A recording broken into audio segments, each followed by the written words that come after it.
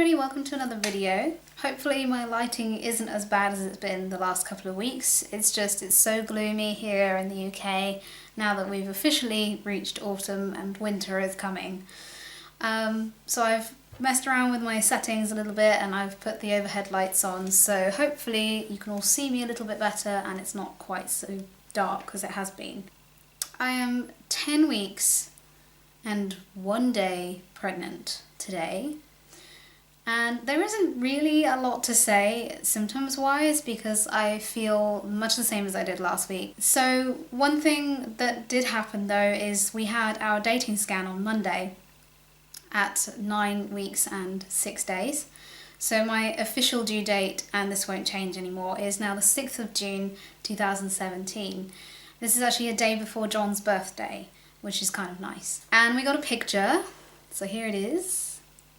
There's not a lot to see because it's so early on in development. Normally you'd have your dating scan about 12 weeks, but because we want to do some genetic testing, they wanted to do it early because they need to know exactly how far along I am in the pregnancy before they can proceed. A summertime baby, which will be really nice. It's also around the time that my mum is turning 60. And my sister and her husband will be in the UK around that time as well with their new baby, so the cousins. And everything so far is looking as it would be expected at this point in the pregnancy. We saw it has feet and its little arms are developing too. And we saw the cord and the placenta. So placenta is sort of anterior-ish, but as the consultant did point out, this can change. It's not so much that the placenta changes position, but actually your womb can change position, which I didn't know. And John was curious about a little white circle we could see on an ultrasound, because it looked like a ring or something, and he was like, that's not like the surgeon's ring from before, is it? Jokingly. And no, it's the yolk sac, so obviously that's like the little bit that is there to feed the baby while the placenta is getting up and running. We have an appointment for our CVS now, which is next Tuesday. I'll be 11 weeks exactly. I am nervous about it and I'm not looking forward to it at all. But John will be there and my mum will be there because I'm not allowed to drive myself home and John can't drive yet, so we've had to ask her for some help. I've got a few questions here from a few of you that posted them in the comments on my last video, the 9 weeks pregnant. And just so you know, last week it should have been a grape. The baby was as big as a grape, not a raspberry, so I got that wrong. But this week we've progressed on to a date, so the baby is as big as a date. And actually I know for sure that on Monday when we had the ultrasound it was measuring 31.4 millimeters, so a little bit smaller than my little finger right now. So I'm going to answer some of your questions. Some of them are quite complicated and I think that a few of them I would separate out for future videos and not something to be answered right now. But I'm going to go ahead and do a few. If you have any pregnancy cravings for dairy or meat, will you stray from eating only vegan while pregnant? I don't imagine that I would, because I experience cravings even when I'm not pregnant, and usually cravings can be dealt with, well, they fall into like one of 3 categories or a few. It's fat, salt and sugar. So what I have to remember is that there are excellent dairy substitutes which I enjoy, and as far as meat goes, like I'm really not that into it, and I'm not even into the fake meat stuff really. I just like my veggies. Although, you know, having said that, I've never experienced any true pregnancy cravings. I didn't have any while I was pregnant with Leo, and so far I haven't had any strong cravings in this pregnancy. So I don't imagine that I would stray from a vegan diet while I am pregnant. How many children would you and John like to have? I have always sort of been of the opinion that I would like 3 as a minimum. But John used to joke that he wanted 8. I think he's sort of scaled that back a bit now. I might ask him later what he thinks. He has said to me before like 2 would be enough, but he might be open to having more. Whether or not we have another biological child of ours, I'm not sure.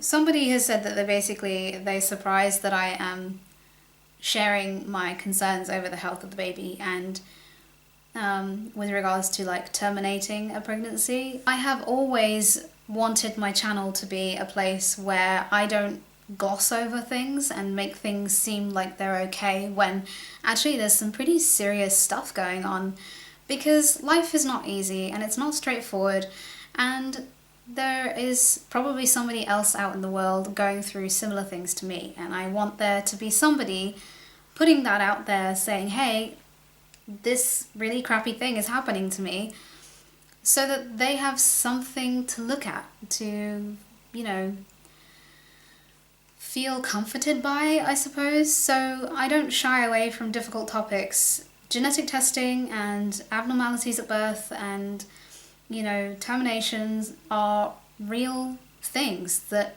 actually happen to people, and I have always wanted to be upfront about my life on YouTube. I've never sought to be anything except honest. So that's why I'm sharing. Do you have any names picked? Yeah, sort of. We have a girl name picked. We have done for ages. But we really struggle to think of boy names because, I don't know, it was like this when I was pregnant with Leo.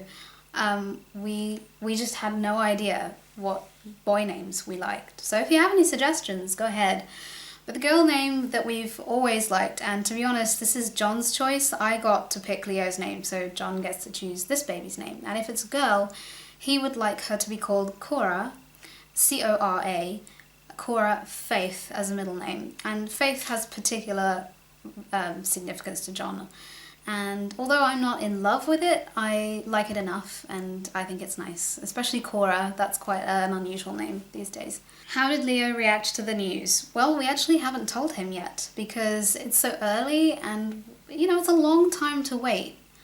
And I'm not showing yet, and, you know, we just kind of want to leave it a little bit longer. Maybe I think it would be nice to tell him around Christmas because we could get him a present that's like just a big brother present. And then, you know, maybe we could tell him then. But I just sort of want to leave it a little bit longer before we tell him. I think he's going to be absolutely over the moon, and I will probably video his reaction because I think it's just going to be great. Do you plan to find out the gender of the baby? Yes, well, no. I don't know. The genetic testing, the CVS, will be able to tell us the gender of the baby, definitely, because it'll be in the chromosomes. I don't necessarily mind what we have. However, it would be very tempting, knowing that the information is there and available for us, to not ask.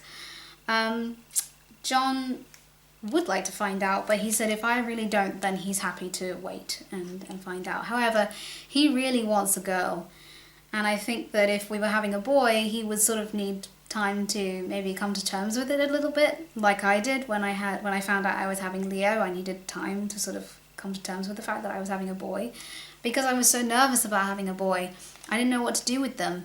But you know, that was 6 years ago, and I'm not nervous about having a boy now, so I don't really mind. Having a girl would be lovely, but I don't really mind. So I'm leaning towards yes, we will find out. But at the same time, it's like, ooh, am I ruining a surprise? In regards to the genetic testing for the baby, will it give you just the basics, or could it give an indication of how severe it may be? That's a tricky question, and I'm happy to go into it in more detail in another video, but it will give us a definite yes or no as to whether they have the gene, but depending on how many repeats the gene has, may be able to indicate severity. I say may because it's not a precise science, unfortunately, and we don't know for sure. Will you do a home birth? I would love to see the look on the consultant's face when I say I want to have a home birth, because I think it might give them an aneurysm. Obviously it is my choice, I can do what I like. I can say I want a home birth and that will be my choice and they have to respect that. However, I feel that they will strongly advise me against it. It is nationally accepted and encouraged now that C-section mums have VBACs now, try for a VBAC, so that's vaginal birth after cesarean. I wouldn't want another cesarean because I think that it interferes with the natural process of giving birth. However, you know, maybe my body is not designed to give birth naturally, and you know, maybe I will have to just sort of come to terms with the fact that I need another cesarean. I am gonna be planning from the get-go for a normal delivery. I am concerned about having it in hospital because I think that I will be put on a clock, and I think that the doctors will want to muscle in earlier, even if I'm doing okay and even if the baby's doing okay. If things aren't progressing well enough, I feel that they will probably want to muscle in. I would aim to spend as much time at home as I possibly could if I did end up having to go to hospital to deliver the baby. Because I just think that being at home, I will be more relaxed, I'll be able to get on with things like washing, making bread, you know, looking after Leo, stuff like that. And I think it would just really help me to relax. I think the last time I wasn't very relaxed and it really didn't help. And also I was like completely underprepared and naive. So this time I guess I have a little bit more experience, but I'm still kind of like, I don't know how to prepare for a normal delivery. I have no idea. Could the baby have been conceived during or just after the honeymoon? So sadly not conceived in Norway, although that would have been lovely. I actually came on my period while I was in Norway and very tail end of our honeymoon. We had some fun in Norway and you know, it was good and that was great, but no, not conceived in Norway. So we figured it out and it must have been shortly after we got back from Norway. And yes, we probably think that we conceived that cycle because we were so much less stressed having got the wedding over and done with and having just spent 10 days away from it all, just us relaxing in a beautiful place. Someone's interested in John's point of view as well as information on myotonic dystrophy, how it affects you, your dad, and how could it be so detrimental to a baby. That is something I'm going to answer in a separate video because it's quite a long topic and I don't want to bore everybody senseless, but I am going to do it another time. If you do have any more questions, feel free to post them in the comments section below and I will answer them. And that is pretty much it this time, so that's all for now, folks. Bye!